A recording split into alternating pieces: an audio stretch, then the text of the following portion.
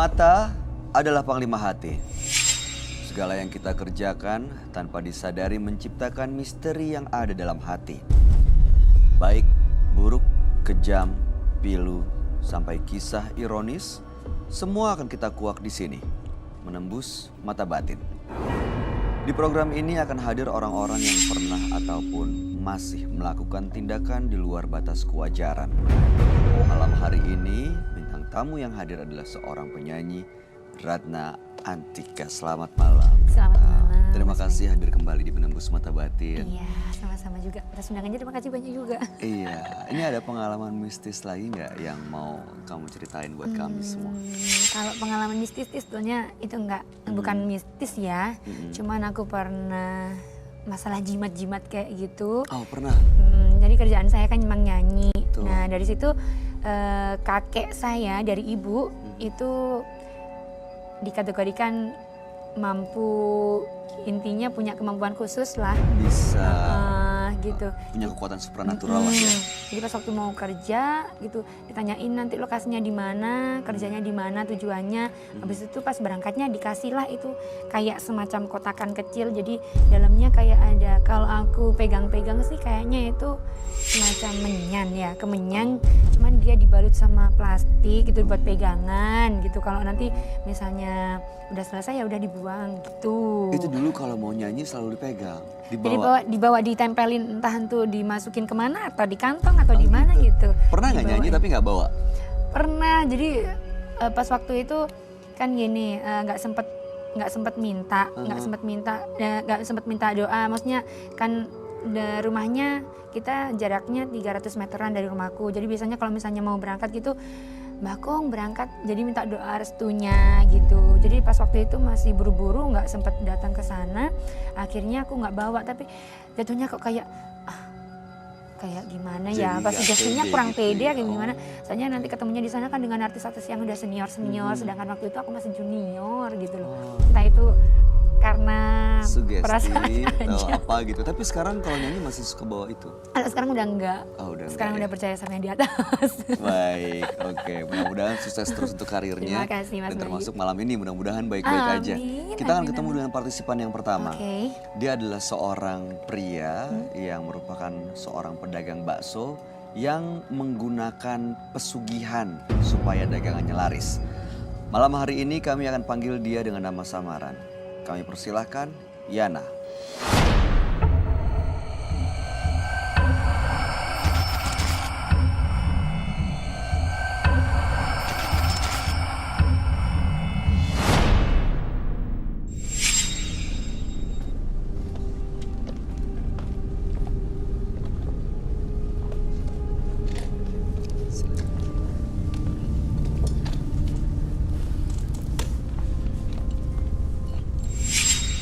Selamat malam Pak Yana. Selamat malam, Pak. Jadi Bapak sehari-hari memang berdagang bakso gitu ya? Iya, benar, Pak. Apa yang mau Bapak ceritakan pada kami? Jadi, saya berdagang bakso sudah hampir 15 tahun. Awalnya, saya hanya pedagang bakso biasa. Keliling kampung dari gang ke gang. Akan tetapi, sangat kecil sekali pendapatannya. Kemudian, berjalannya waktu, saya ketemu teman yang kebetulan dia sukses. Dia menceritakan kepada saya, menyarankan kepada saya agar saya datang ke satu tempat untuk melakukan yang dibilang itu pengasihan. Penglaris kayak Penglaris, gitu ya. semacam Iya, penglaris. iya, penglaris. Kemudian saya tertarik. Mungkin waktu itu karena mungkin saya tergoda ya kan dengan kesulitan hidup. Waktu saya tergoda, saya tertarik dan saya diantar oleh teman saya itu. Kemudian setelah saya ke sana, saya diajak semacam ritual. Tanpa saya sadari, tiba-tiba saya melihat satu benda keluar dari semacam batang pohon. Saya nggak ngerti benda itu apa. Oh, ternyata dijelaskan itu adalah keris. Keluar dari dalam pohon? Iya, seperti pohon itu. Dari batang pohon? Iya, keluar dia, muncul dengan begitu aja. Saya nggak ngerti, tiba-tiba dia muncul, kemudian saya diarahkan untuk mengambilnya. Kuncen tersebut memberikan pesan kepada saya, apabila keris ini sudah kamu bawa pulang, nanti kamu campur dengan sedikit darah kamu. Kemana? Saya bilang, ke dalam adonan bakso kamu. Kemudian berjalannya waktu, arahannya saya laksanakan. Setelah adonan jadi, saya campur dengan darah saya sendiri. Itu pembelinya meningkat hanya 20%. Tapi itu sudah sangat senang. Ya, saya sudah senang, ih banyak nih. Kemudian hari kedua, pesat menjadi 40%. Kaget saya kan? Nah, akhirnya saya putuskan untuk membuka cabang waktu itu. Nah, pada waktu itu saya sudah punya cabang sekitar 18 cabang waktu itu. 18 cabang. Oke. Nah, mau ke cabang 19 ini, saya niat umroh. Nah, ketika 3 hari saya mau berangkat umroh, saya ketok keras, Pak. Oh, secara medis Iya, nggak kedeteksi dokter nggak gitu? tahu, saya dirawat itu sampai 6 hari dirawat. Oke. Akhirnya saya nggak jadi umroh. Nggak jadi berangkat. Iya. Nah, setelah beberapa sekitar 2 bulan ya, saya niat lagi umroh lagi. Karena saya udah sehat, saya pikir kan. Iya. Tapi tiba-tiba ibu saya meninggal. Kan nggak mungkin saya berangkat. Iya betul. Dilalahnya meninggalnya pas hari H saya mau berangkat. Saya awalnya nggak saya hubung-hubungkan dengan apa yang saya kerjakan. Awalnya, saya biasa aja, mungkin ini musibah. Nah, yang terakhir, saya dipanggil untuk melakukan ritual terakhir. Saya nggak ngerti ternyata ada ritual terakhir, yaitu membawa burung gagak.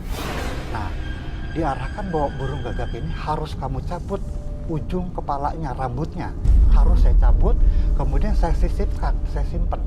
Nah, begitu saya cabut itu rambut gagak, di hari yang bersamaan, anak saya menjerit. Nah, saya baru mulai menghubung-hubungkan, karena sudah 3 kali kejadian. Nah, saya pikir siapa lagi yang akan jadi wadal? Apakah diri saya, atau keluarga-keluarga saya, atau para pembeli pelanggan saya? Karena yang sudah terjadi ini, korban-korbannya ada keluarga-keluarga dekat saya. Nah, semenjak itu, saya seperti ada cahaya masuk ke hati saya untuk menghentikan perbuatan saya. Nah, sampai sekarang saya bingung. Makanya saya coba kemari, barangkali bapak-bapak, ibu-ibu punya solusi buat saya.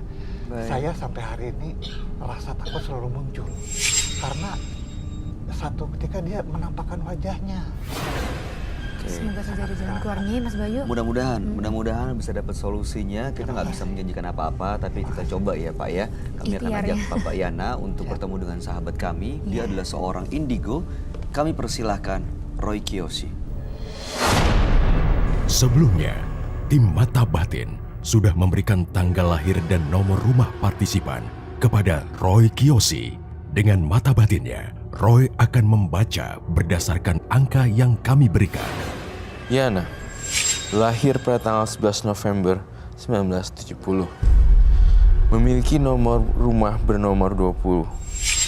Yana seorang pekerja keras namun mudah tersinggung oleh orang lain. Dan ketidaksabarannya itu mencelakakan dirinya sendiri. Dia mempunyai ambisi, mempunyai banyak uang, tapi terjebak di lingkaran setan.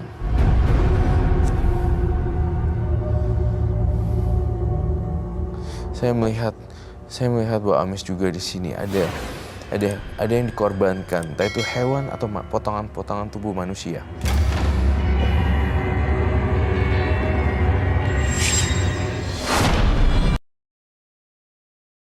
Ada yang dikorbankan, entah itu hewan atau potongan-potongan tubuh manusia.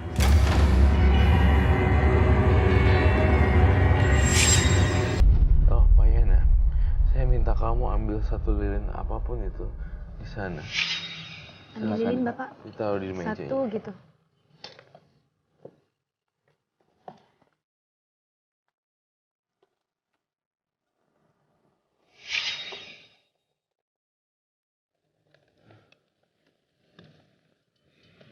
Oh, deketin deh lilinnya.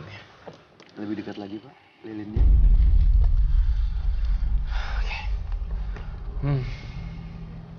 Pak Yana.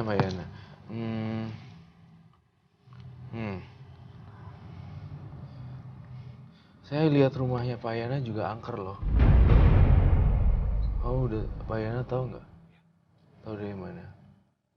Ya kan, saya sering lihatin sendiri. Dikasih lihat gitu. Iya.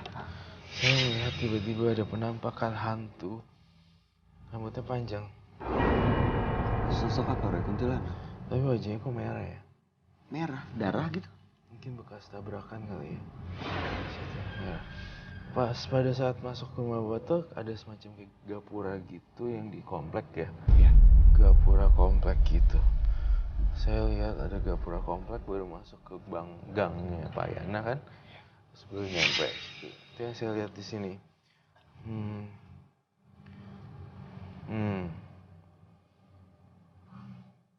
Oh, ya. Jujur ya, mohon maaf Pak Yana. Kalau wanita pakainya pembalut, tapi kalau ini pakainya darah dia sendiri Pak Yana. Dari tangannya dia bilang tadi. Buat adonan ininya. Iya.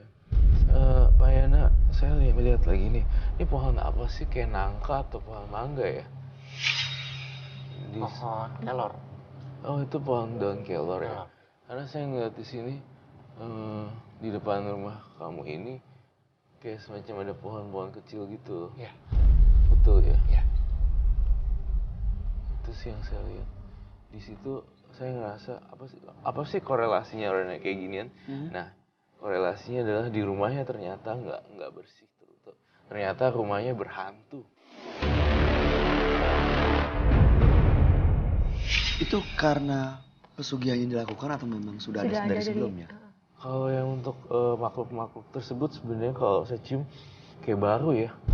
Berarti karena Mungkin ikut nih, diundang sama sajian itu tadi Betul. mungkin ya. ritual-ritualnya itu justru yang mengundang dan memanggil. Jujur terus terang 8 tahun nggak bisa Roy kerjain selama 3 hari atau sehari. Perlu waktu lebih dari itu ya? Iya.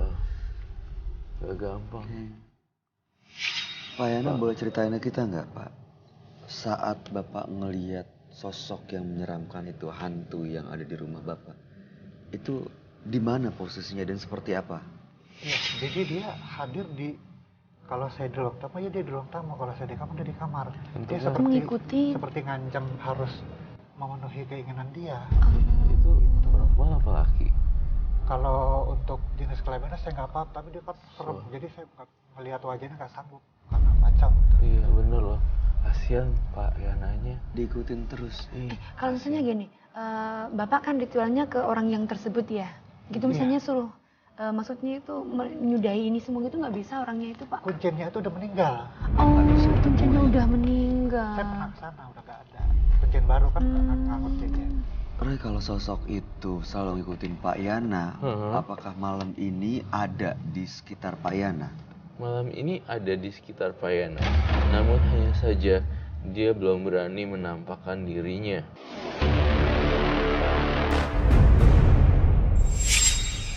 Serem loh. Jadi, Ngotot loh dia. oh tadi saya mau nanya gini. Saya ngerasa salah satu dari keluarga kamu ada yang sakit ya. Iya, betul. Di sini tampaknya aku ciumnya baunya berat loh. Namanya siapa? Itu kakak saya. Tapi dia nggak tinggal serumah dengan saya. Dia tinggal di satu tempat. Dia sakit keras itu. Dia sakit apa tuh? Dia kena gula ya. Diabetes. Ya diabetes ya. Usianya berarti lebih tua dari Bapak Iya, kakak saya Yana. lebih tua, ya. Berarti berapa ya? Sekitar 48-49. Tahu nggak Pak Yana, mohon maaf saya bukan Tuhan atau saya bukan dewa. Saya cuma anak indigo yang jembatan doang. Saya pengen deh kamu kunjungi dia for the last time. Saya lihat dia sakit ini udah lama dan si kakak kamu ini benar-benar sebenarnya kamu sama kakak kamu yang dekat kan? Iya, yang paling dekat sama yang ini yang sakit justru. Dan saya pengen banget kamu lakuin kunjungan visit terus sebelum dia meninggal. Karena saya ngerasa ada bau kematian di sini. Ya Pak Yana, kita beresin satu persatu. Iya. Yang nggak usah pakai pesugihan lagi, nggak usah ada korban lagi, jualan aja, baksonya biasa aja. Pak Yana membawa sesuatu benda ya? Iya, ya. Bolehkah saya lihat? Ada. Silakan diambil, Dibawa. Pak. Bisa dibantu nggak Bu? Saya takut. Dibantu. Gimana maksudnya?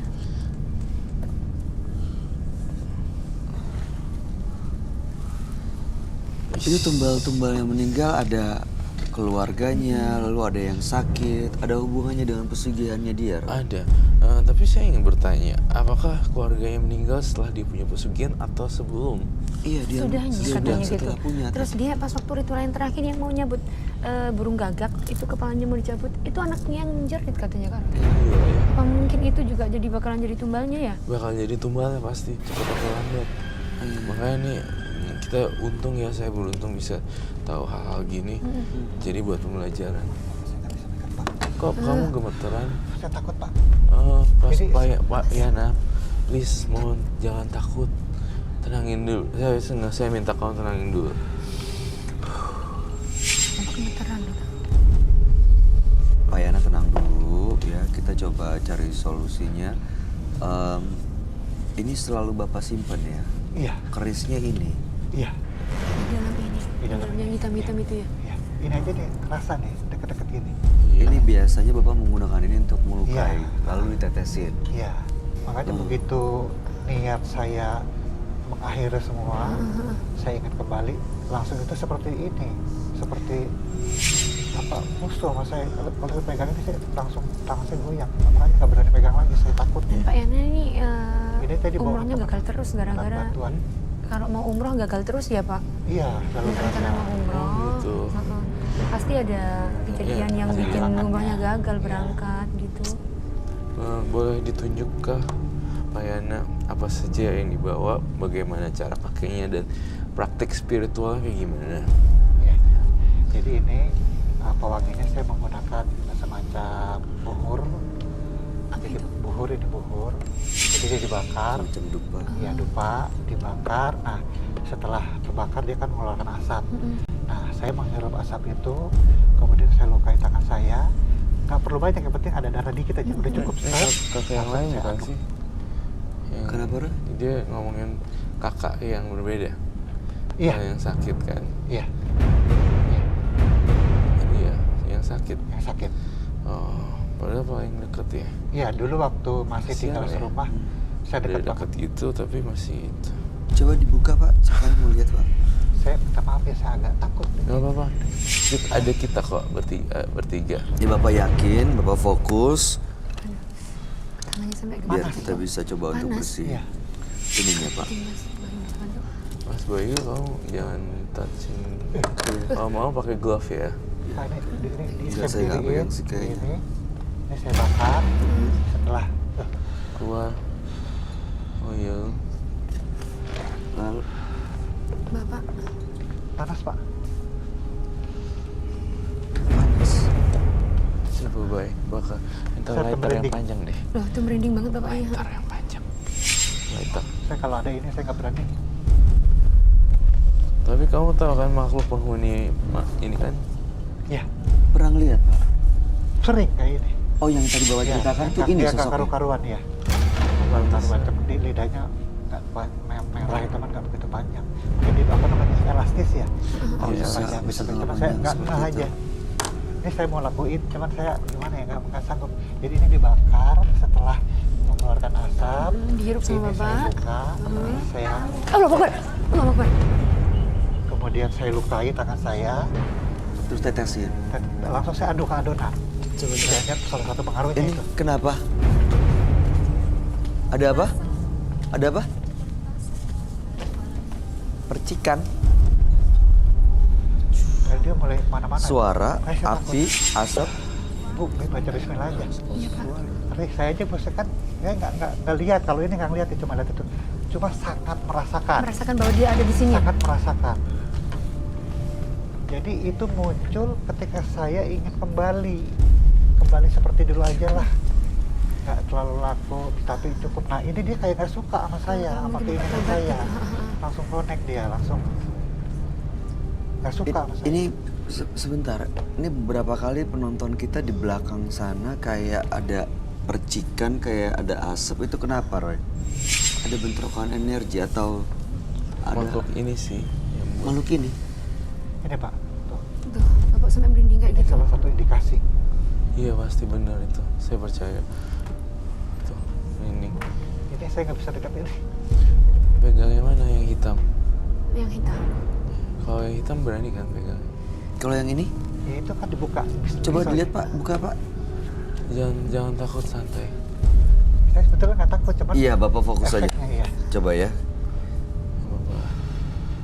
Kita coba.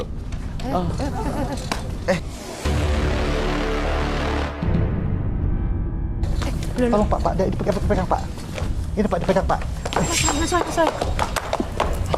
Tolong, diambil Pak. Diambil Pak. Diambil Pak. Lepas. Pak, diambil. Ambil Pak. Lengket ya? Ambil Pak, tolong Pak. Ini tutup ya. Ah. Oh ya Allah.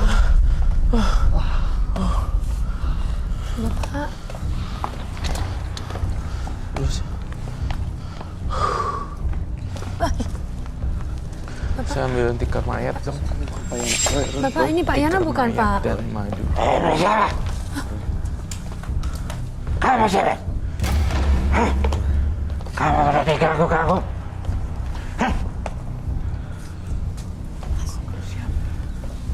Sebentar. This is the powerful. Di mana saya Pak? Banyak orang. Banyak orang ya? So kelas ya.